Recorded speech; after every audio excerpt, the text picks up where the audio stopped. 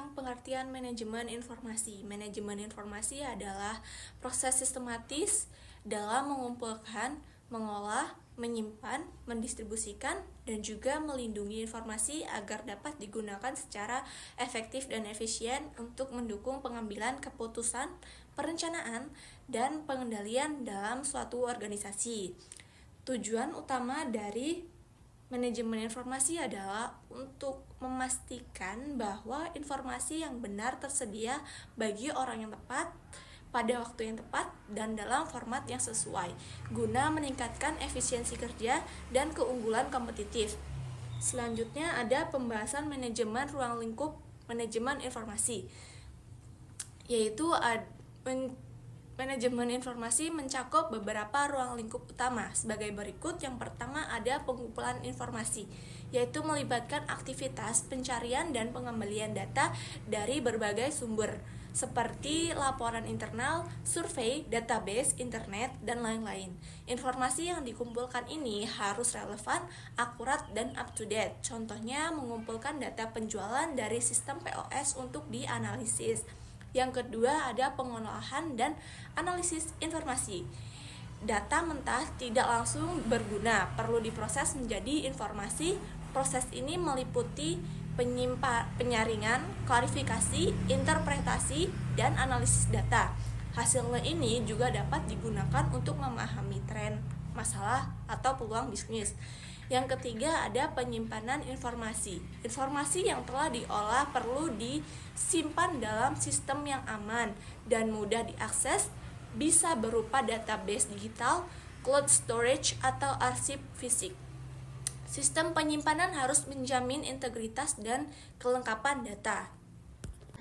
Baik, selanjutnya yaitu ada distribusi dan penyampaian informasi, yaitu informasi perlu disebarkan kepada pihak yang membutuhkan dalam organisasi.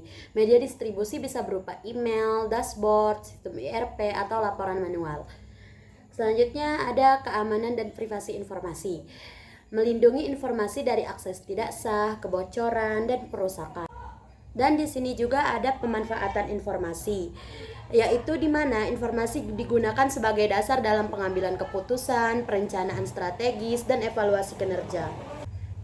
Nah, dan untuk yang terakhir itu ada evaluasi dan perbaikan sistem informasi, yaitu di mana sistem informasi harus terus dievaluasi untuk memastikan keefektifan dan efisiensinya. Nah, selanjutnya yaitu kesimpulan. Manajemen informasi adalah bagian vital dari kegiatan organisasi modern dengan ruang lingkup yang mencakup mulai dari pengumpulan hingga pemanfaatan dan pengamanan informasi. Manajemen informasi memungkinkan organisasi bekerja lebih cerdas, responsif, dan kompetitif di era digital. Assalamualaikum warahmatullahi wabarakatuh. Perkenalkan, nama saya Berinda Sari dengan NPM 24210012. Di sini saya akan menjelaskan materi tentang pengertian pengambilan keputusan. Keputusan adalah bentuk pemecahan masalah yang dilakukan setelah memilih satu dari berbagai alternatif yang tersedia. Sementara itu, pengambilan keputusan adalah proses pemilihan alternatif yang paling baik dari sejumlah alternatif yang ada secara sistematis, untuk kemudian ditindaklanjuti sebagai solusi atas suatu permasalahan. Keputusan pada dasarnya dibuat untuk menghadapi permasalahan atau kesalahan yang muncul terhadap rencana yang telah ditetapkan sebelumnya, terutama jika terjadi penyimpangan serius terhadap rencana tersebut. Dalam kehidupan manusia akan selalu berhadapan dengan berbagai permasalahan. Dalam prosedur pemecahan masalah, seseorang akan dihadapkan pada beberapa alternatif pilihan. Namun perlu diingat bahwa setiap alternatif memiliki konsekuensi atau dampaknya masing-masing.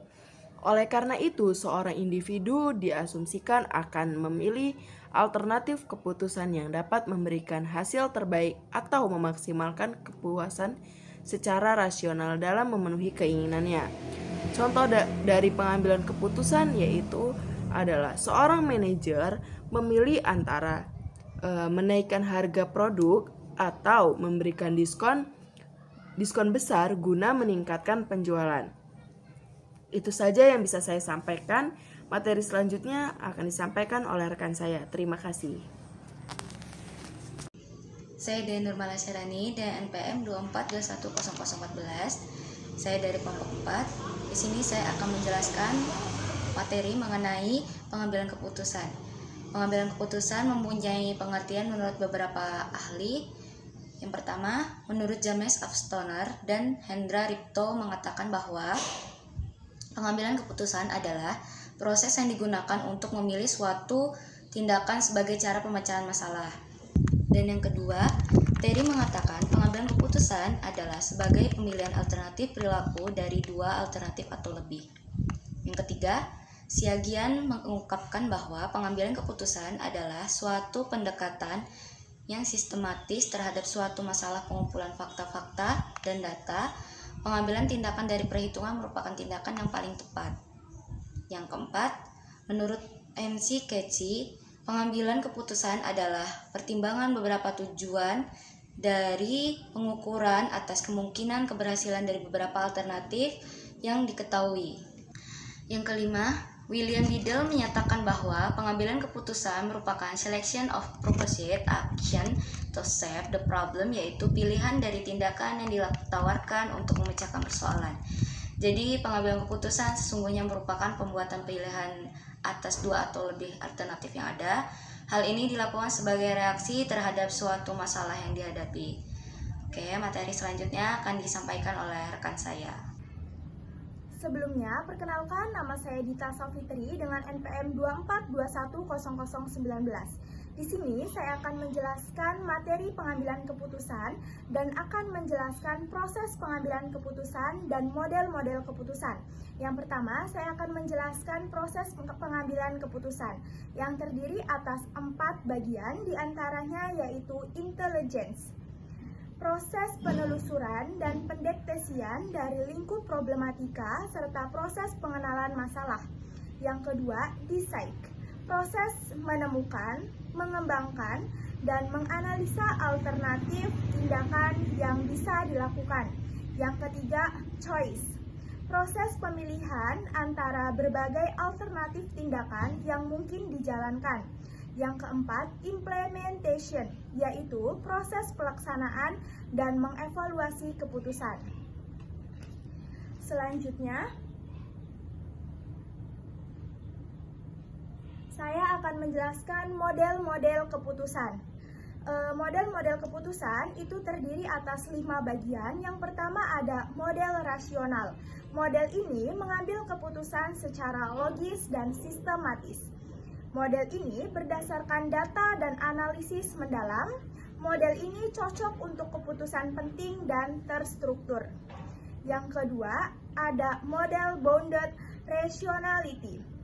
Model ini membuat keputusan dibuat dengan keterbatasan waktu, informasi, dan kemampuan. Yang ketiga, model intuitif. Model ini berdasarkan insting, pengalaman, atau feeling. Yang keempat, model partisipasi, mengajak orang lain dalam proses pengambilan keputusan. Dan yang kelima, model instrumental. Model ini adalah model yang mengambil keputusan yang diambil secara perlahan, tidak sekaligus. Sekian materi yang dapat saya jelaskan. Materi selanjutnya akan disampaikan oleh rekan saya. Selanjutnya ada keputusan. Pendekatan pengambilan keputusan dapat membuat keputusan dengan menggunakan satu atau beberapa pertimbangan sebagai berikut. Yang pertama ada fakta bekerja secara sistematis dengan mengumpulkan semua fakta mengenai suatu masalah. Dan yang kedua ada pengalaman dapat memutuskan pertimbangan pengambilan keputusan. Berdasarkan pengalamannya, beberapa pendekatan dalam pengambilan keputusan terbagi menjadi 4. Yang pertama ada rasional analitis, yang mempertimbangkan semua alternatif dengan segala akibat dari pilihan yang diambilnya, menyusun segala akibat dan memperhatikan skala pilihan yang pasti, dan memilih alternatif yang memberikan hasil yang maksimum. Yang kedua, intuitif emosional. Model ini lebih menyukai kebiasaan dan pengalaman perasaan yang mendalam, pemikiran yang reflektif, dan menggunakan proses alam bawah sadar. Yang ketiga, perilaku politis. Model keputusan individu dengan melakukan pendekatan kolektif, metode yang umum seperti tawar-menawar, mixed scanning, keagregatif, keranjang sampah, tujuan dan asumsi pengambilan keputusan. Yang keempat ada tujuan terwujudnya perspektif pengambilan keputusan ialah menggunakan pembangunan sebuah kondisi yang harapannya jika kejadian yang diharapkan belum atau tidak terwujud, maka muncullah masalah atau risiko. Teori ini pengambilan keputusan mencoba untuk meminimalisir risiko yang mungkin muncul, di mana kelak harus dihadapi oleh pemimpin yang merumuskan keputusan. Asumsi ini disusun untuk penyederhanaan kerumitan dalam teori dan model yang digunakan. Jika pemimpin ingin mempresentasikan hal yang dalam definisi mempermasalahkan, maka syarat asumsi harus terpenuhi sebagai tolak ukur dalam mewujudkan pemaksimalan kepuasan dan harapan, sekaligus untuk meminimalisir risiko. Dalam pengambilan sebuah keputusan ditemukan sejumlah asumsi yang patut dipenuhi agar implementasi keputusan memberikan dampaknya yang diinginkan. Yang pertama ada keputusan wajib diambil dengan rasional, yang kedua keputusan diimplementasikan untuk pengoptimalannya hasil, yang ketiga keputusan berawal dari definisi dan menyatakan masalah, yang keempat pengambilan keputusan merumuskan sebuah target yang lengkap, yang kelima pencairan data dan informasi yang relevan dalam usaha menghasilkan beberapa kriteria. Yang keenam ada kriteria yang dirumuskan dipergunakan dalam melahirkan beberapa solusi alternatif. Yang ketujuh menimbang kecocokan setiap kriteria bersama setiap solusi alternatif. Yang ke-8 scoring untuk setiap alternatif solusi. Yang ke-9 memilih solusi alternatif dengan skor terbesar, dan yang 10 ada keputusan dihasilkan melalui mekanisme yang sistematis. Oke, di sini saya akan menjelaskan tentang tujuan dan fungsi pengambilan keputusan. Yang pertama adalah tujuan pengambilan keputusan. Secara umum, tujuan pengambilan keputusan adalah untuk memperoleh pilihan terbaik dari beberapa alternatif pilihan yang tersedia agar tujuan yang tercapai berjalan dengan baik. Tujuan pengambilan keputusan dapat dibedakan menjadi dua. Yang pertama adalah tujuan pengambilan keputusan yang bersifat tunggal dan tujuan pengambilan keputusan yang bersifat tunggal, di mana tujuan pengambilan bersifat tunggal hanya dapat menyelesaikan satu masalah saja dan tidak berkaitan dengan masalah lainnya. Sedangkan pengambilan keputusan secara ganda dapat menyelesaikan lebih dari satu masalah sekaligus dalam satu keputusan. Lalu yang kedua ada fungsi pengambilan keputusan. Yang pertama adalah pangkal dari semua aktivitas manusia, yang merupakan dasar dari semua aktivitas manusia yang secara sadar dan teratur, baik secara individu maupun organisasi. Lalu yang kedua adalah bersifat futuristik, di mana itu berkaitan dengan masa depan karena keputusan yang diambil akan berdampak jangka panjang. Baik, izin melanjutkan materi dari teman saya. Di sini saya membahas jenis-jenis pengambilan keputusan. Pengambilan keputusan adalah proses memilih alternatif dengan pertimbangan tertentu.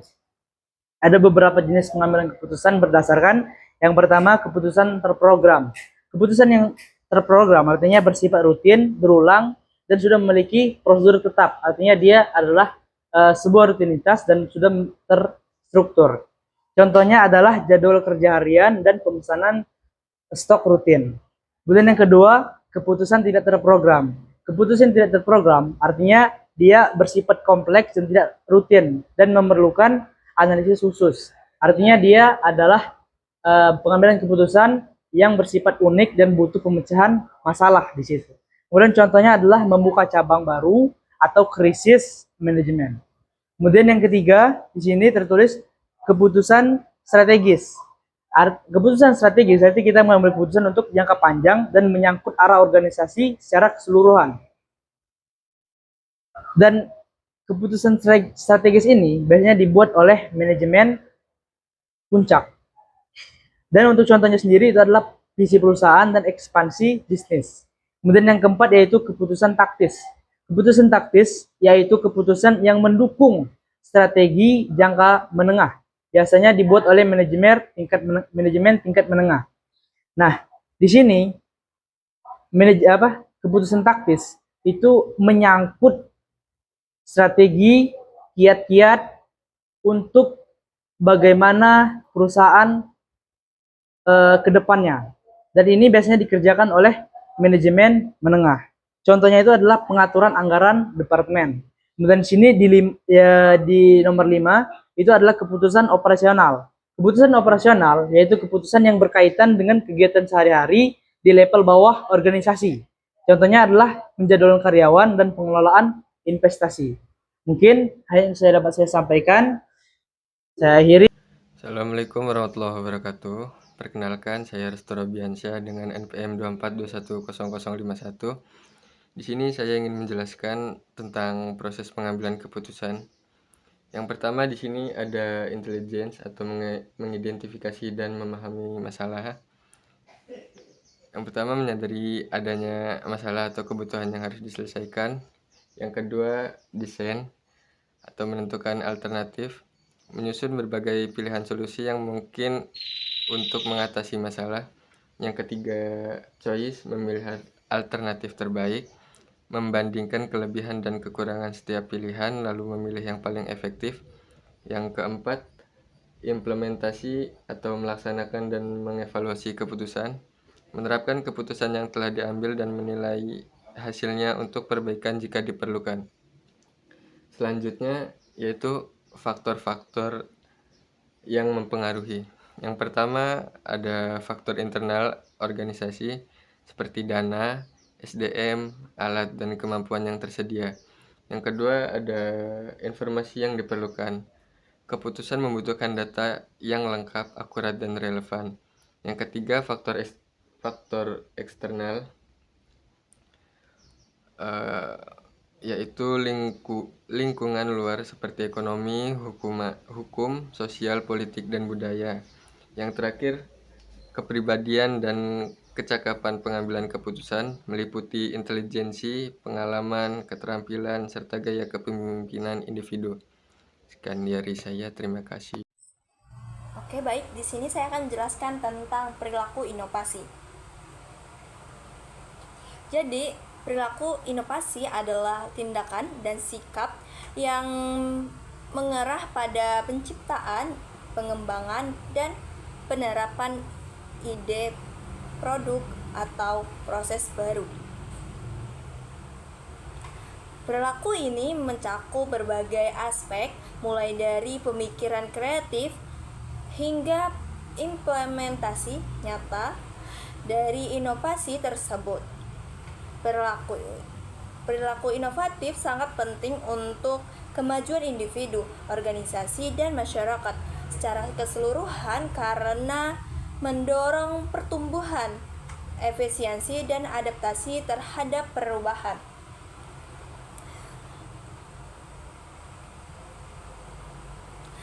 Pengertian inovasi. Perilaku inovasi mengacu pada tindakan dan keputusan yang diambil oleh individu, menghasilkan, mengadopsi, atau menyebarkan ide, produk, atau proses baru. Perilaku ini bisa berupa yang pertama ada penemuan ide baru. Penemuan ide baru adalah kemampuan untuk menghasilkan gagasan secara segar dan orisinil.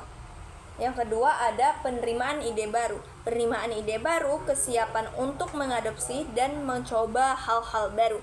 Yang ketiga ada penerapan ide baru. Penerapan ide baru adalah kemampuan untuk mewujudkan ide-ide tersebut dalam tindakan nyatanya. Yang keempat ada penyebaran ide baru. Berbagi dan menginspirasi orang lain untuk menerima dan menerapkan ide-ide baru tersebut. Yang selanjutnya ada faktor-faktor yang mempengaruhi perilaku inovasi. Yang pertama ada faktor individu. Faktor individu dibagi berbagai macam. Yang pertama ada kreativitas. Kreativitas adalah kemampuan untuk menghasilkan ide-ide baru. Yang kedua ada motivasi. Motivasi ini adalah keinginan untuk menciptakan perubahan dan mencapai sebuah tujuan. Yang ketiga ada keterbukaan terhadap perubahan, yaitu sikap yang bersedia menerima beradaptasi dengan hal-hal baru. Yang keempat ada kepercayaan diri. Kepercayaan diri ini adalah keyakinan pada kemampuan diri sendiri untuk berinovasi lebih baik lagi. Assalamualaikum warahmatullahi wabarakatuh. Perkenalkan, nama saya Agis Kornel Katia dengan NPM 242100071. Baik, di sini saya akan melanjutkan untuk menjelaskan materi yang telah dijelaskan oleh rekan saya sebelumnya, yaitu mengenai faktor-faktor yang mempengaruhi perilaku inovasi. Di bagian kedua itu ada faktor lingkungan. Yang pertama itu ada budaya organisasi, lingkungan kerja yang mendukung kreativitas dan pengambilan resiko. Yang kedua itu ada kepemimpinan, pemimpin yang mampu menginspirasi dan memfasilitasi inovasi tersebut. Yang ketiga itu ada akses terhadap sumber daya, itu ketersediaan informasi, teknologi, dan dukungan finansial. Yang terakhir itu ada sistem penghargaan, pengakuan dan apresiasi atas upaya inovasi tersebut. Kemudian ada manfaat perilaku inovasi. Yang pertama itu ada pertumbuhan ekonomi.